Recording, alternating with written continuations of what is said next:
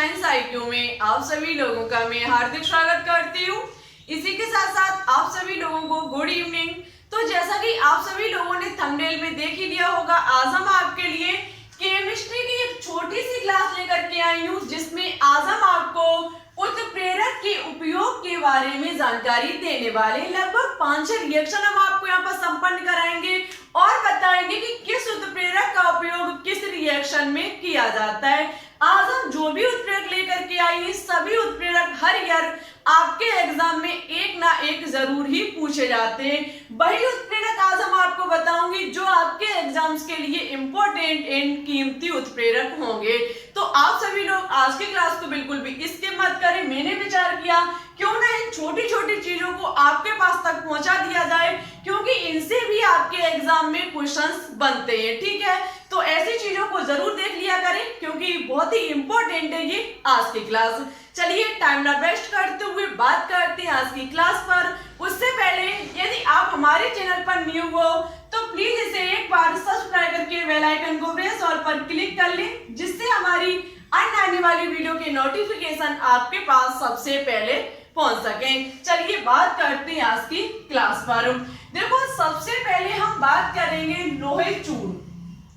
जो आपका आयरन होता है, जिसे लोहा कहा जाता है, उसके चूरनी से बिल्कुल महीन बारीक पिसे हुए टुकड़ों अमोनिया गैस बनाने की हैबर विधि में जो आपका लोहा चूर्ण होता है, उसका प्रयोग किया जाता है अमोनिया गैस बनाने की हैबर विधि में। किस प्रकार से ये प्रयुक्त होता है हम आपको रिएक्शन के माध्यम से समझाते हैं। देखो, अमोनिया का निर्माण तो आपने हैबर विधि से पढ़ा ही होगा।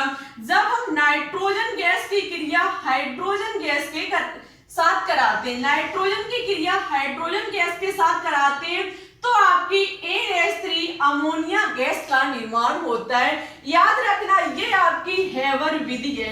कई एक बार इससे एग्जाम में क्वेश्चन पूछा गया है कि हैबर विधि में प्रयुक्त उत्प्रेरक का नाम बताइए, या फिर हैबर विधि में उपयुक्त वर्धक का नाम बताइए। बहुत ही इंपॉर्टेंट है, दोनों के बारे में हम यहाँ पर डिस्कस करेंगे। तो देखो, जब नाइट्रोजन की क्रिया हाइड्रोजन के साथ कराई जाती है, तब अमोनिया गैस का निर्माण होता है। याद रखना, यहाँ पर Fe आयरन का चूर्ण जो होगा वो उत्प्रेरक के रूप में भूमिका निभाएगा।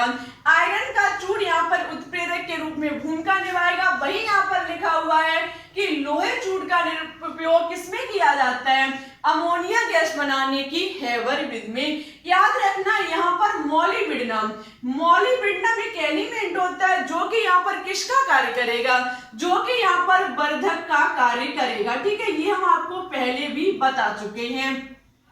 मॉलिब्डेनम जो होगा वर्धक का कार्य करेगा। वर्धक का मतलब आपको पता होगा, जो यहाँ पर उपयुक्त उत्प्रेरक की सक्रियता को बढ़ा देगा। वर्धक वह पाप पदार्थ होता है जो किसी भी उत्प्रेरक की सक्रियता को बढ़ा देता है। ये इस रिएक्शन से किसी से भी मतलब नहीं है, ये ओनली उसकी सक्रियता को बढ़ाएगा, उत्प्रेरक की सक्रियता को बढ़ाएगा। कौन? ये मॉलिब्डेनम वर्धक, जो कि अमोनिया निर्माण की एक हैबर विधि में प्रयुक्त होता है। ठीक है, तो अब याद रखना, Fe का प्रयोग हैबर विधि में किया जाता है, वो भी Fe का लोहे चूर्ण पिसा हुआ होना चाहिए। ठीक है, तो ये आपको समझ में आ चुका होगा कि लोहे चूर्ण का पूछ लिया जाए कि अमोनिया की हैबर विधि में किस उत्प्रेरक का प्रयोग किया जाता है, तो आप उस पर टिक करके आना। किस पर? लोहे चूर्ण लिखा हुआ हो या फिर आयरन लिखा हुआ, तो आप उस पर टिक करके आ सकते हैं। साथ ही साथ वर्धक भी दिया जाए मॉलिब्डेनम, तो आप उसको भी टिक करके आए, क्योंकि ऐसा लिखा आ सकता है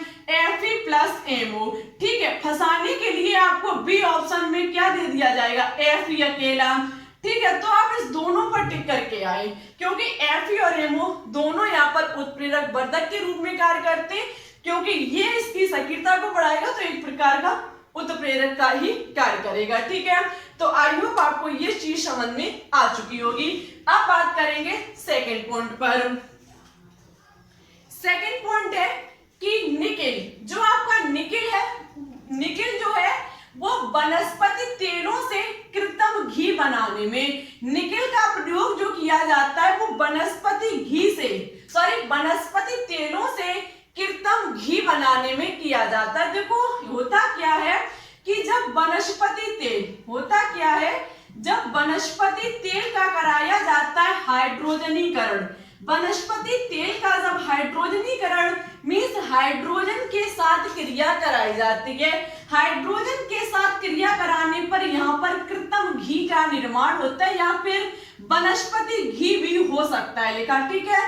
कृत्रिम घी का निर्माण होता है, इस क्रिया को संपन्न कराने में यहाँ पर निकेल जो होता है वो उत्प्रेरक के रूप में कार्य करता है, ठीक है।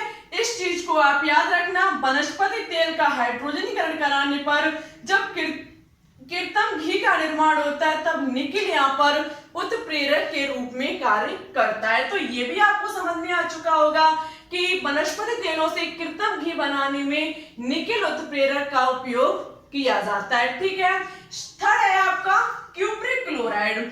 क्यूप्रिक क्लोराइड जो है वो क्लोरीन गैस बनाने की डीकन विधि में, क्यूप्रिक क्लोराइड का जो प्रयोग है वो किसमें किया जाता है, क्लोरीन गैस बनाने की डीकन विधि में। किस प्रकार से क्लोरीन गैस बनाई जाती है सबसे पहले आपको वह पता होनी चाहिए। तो देखो हम आपको बताते हैं, जब हाइड्रोक्लोरिक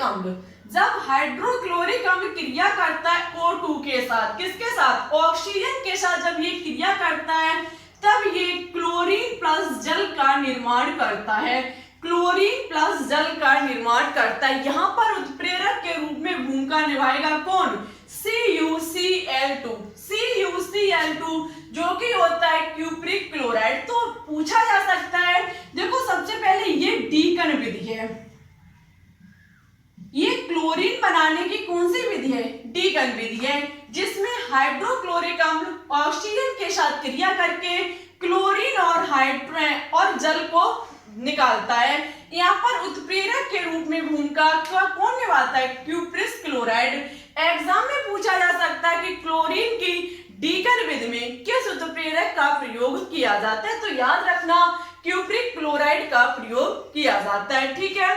नेक्स्ट है आपका जाइमेज एंजाइम, ग्लूकोज से एथिल अल्कोहल बनाने में, आज ही इस पर टिक कर ले, एग्जाम के लिए इंपॉर्टेंट एंड मोस्ट इंपॉर्टेंट है कि जाइमेज एंजाइम ग्लूकोज से एथिल अल्कोहल बनाने में। देखो किस प्रकार से हम आपको बताते हैं इस चीज को, ये शायद हम पहले भी बता चुके हैं। जाइमेज एंजाइम ग्लूकोज जो होता है वो आपको पता है C6H12O6 होता है, ये हमारा होता है ग्लूकोज।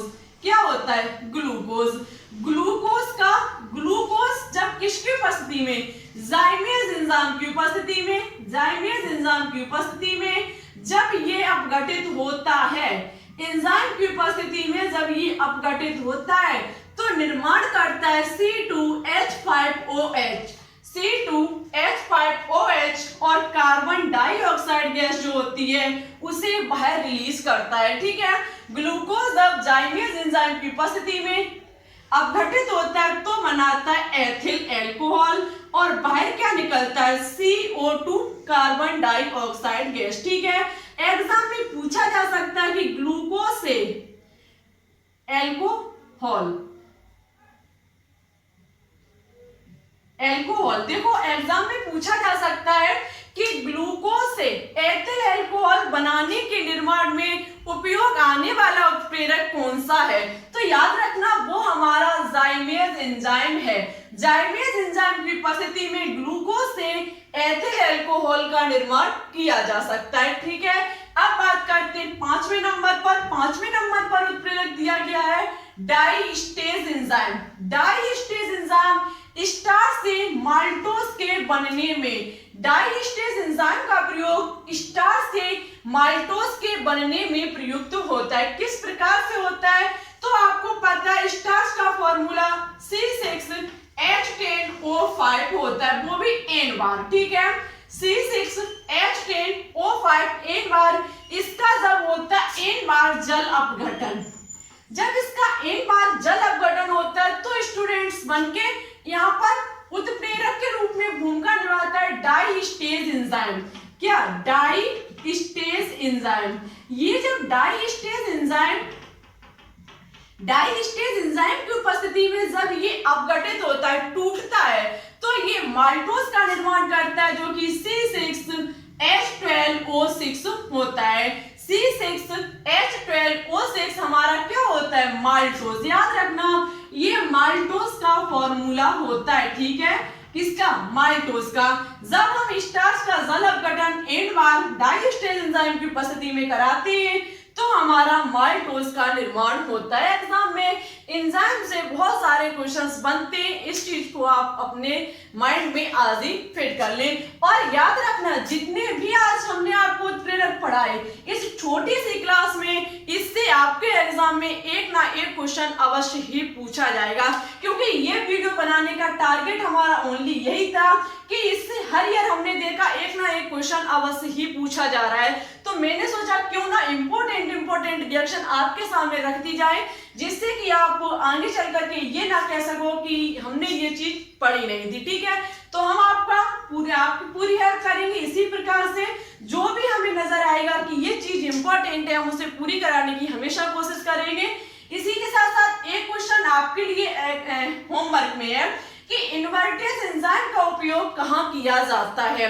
इन्वर्टेज एंजाइम का उत्प्रेरक के रूप में कहाँ उपयोग होता है, इसका आंसर आपको हमारे कमेंट बॉक्स में कमेंट करके बताना होगा। जो स्टूडेंट इसका सही और अच्छे से आंसर देंगे हम उन्हें कमेंट बॉक्स में ही रिप्लाई कर देंगे, ठीक है। साथ ही साथ एक डिस्कस और आप सभी लोगों से मुझे करना था कि आज हम आपको ये दोपहर वाली क्लास लेकर के नहीं आए। इसका रीजन हम आपको बता देते हैं कि जो हम इस टाइम चैप्टर चला रही है ऊष्मागत की, आपको हम बता चुके हैं ये फिजिकल केमिस्ट्री भौतिकी विज्ञान का चैप्टर है, ठीक है, सॉरी भौतिकी रसायन का चैप्टर है। जो आपका ऊष्मागत की है वो आपका भौतिकी रसायन का एक चैप्टर है। तो मैंने विचार किया है कि अब उस चैप्टर को वहीं पर स्टॉप कर दिया जाए। क्यों?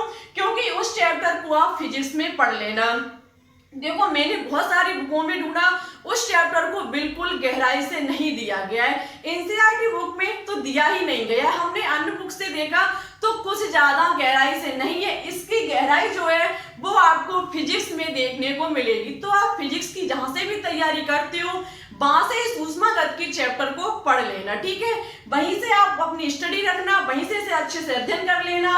अब हमने आपके सामने 3 विचार रख रहे हैं। आपको हम न्यू चैप्टर कल से दोपहर में 2 बजे के समथिंग मिलेगा, वो आपको बताना होगा कमेंट बॉक्स में कि विद्युत रसायन चाहिए या फिर रासायनिक बलगति चाहिए,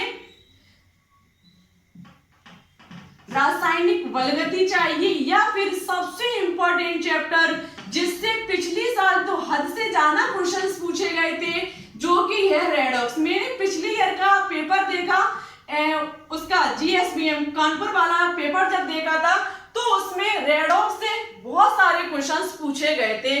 तो आज आपको कमेंट बॉक्स में कमेंट करके बताना होगा कि इन 3 चैप्टर में से कौन से चैप्टर को स्टार्ट किया जाए। ऊष्मागत की हम वहीं पर बिलोंग करेंगे क्योंकि इसे आपको फिजिक्स में पढ़ना होगा, ठीक है। तो विद्युत रसायन, रासायनिक बलगति और रेडॉक्स, इन 3 में से एक चुन लीजिए। तीनों ही आपके एग्जाम के लिए बहुत ही इंपॉर्टेंट है। इस रासायनिक बलगति चैप्टर में आपको देखने को मिलेंगे न्यूमेरिकल, जो कि आपके एग्जाम के लिए सबसे इंपॉर्टेंट चैप्टर है। और इसके प्रीवियस ईयर क्वेश्चंस भी हम बहुत जल्द लेकर के आएंगे। जिस चैप्टर को हम फिनिश कराएंगे उसके प्रीवियस ईयर क्वेश्चंस जरूर ही कराएंगे, क्योंकि तीनों से बहुत ही अच्छे खासे क्वेश्चंस मेरे पास रखे हुए हैं। इसी के साथ साथ आज की वीडियो अच्छी लगे तो लाइक एंड दोस्तों के साथ शेयर करना बिल्कुल भी ना भूलें। साथ ही साथ अब हमारे 10 सब्सक्राइबर ओनली कम है 700 प्लस होने में। 700 सब्सक्राइबर कंप्लीट यदि आप चाहो तो कल सुबह तक करा सकते हैं, ठीक है। तो और कल सुबह तक यदि करा देते हो तो परसों मॉर्निंग में आपको रक्षाबंधन की एक स्पेशल क्लास मिलेगी, जो कि 25 प्लस एमसीक्यू प्रीवियस ईयर पूछे हुए क्वेश्चंस की होगी, ठीक है। तो इसी प्रकार से ज्यादा सपोर्ट करें, चैनल को प्यार दिखाएं, जिससे कि ये चैनल जल्दी से जल्दी 1K सब्सक्राइबर कंप्लीट कर ले और आपकी लाइव क्लास चलनी स्टार्ट हो जाए। आज के लिए बस इतना ही। वीडियो अच्छी लगे तो लाइक एंड दोस्तों के साथ शेयर करना बिल्कुल भी ना भूलें। चैनल पर न्यू हो तो प्लीज इसे एक बार सब्सक्राइब करके बेल आइकन को प्रेस ऑल पर क्लिक कर लें, जिससे हमारी अन्य आने वाली वीडियो के नोटिफिकेशन आपके पास सबसे पहले पहुंच सके। चलिए चलते। Thanks for watching this video. जय हिंद, जय भारत।